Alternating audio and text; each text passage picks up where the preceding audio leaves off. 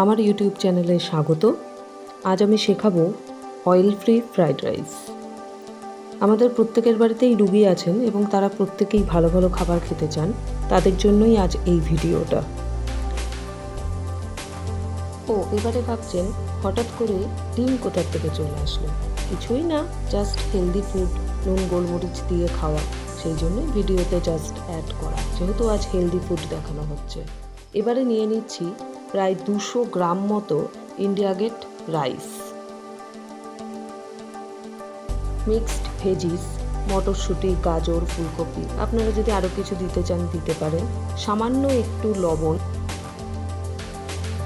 এবার জাস্ট সামান্য পরিমাণ একটু চিনি, গোটা গরম। এবার হাঁড়িতে জল গরম বসিয়ে জল ফুটতে শুরু করলে চালটা দেবেন এবং চাল মোটামুটি 1/4 সেদ্ধ হয়ে গেলে তারপরে সমস্ত ইনগ্রেডিয়েন্টসগুলো একসাথে ঢেলে দেবেন। আমার শ্বশুরবাড়িতে এখনও মাটির উনুনেই রান্না হয়।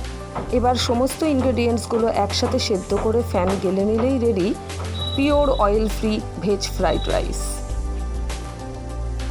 ব্যাস রেডি আমাদের oil free veg fried rice. এবার এটা সুন্দরভাবে প্লেটিং করুন।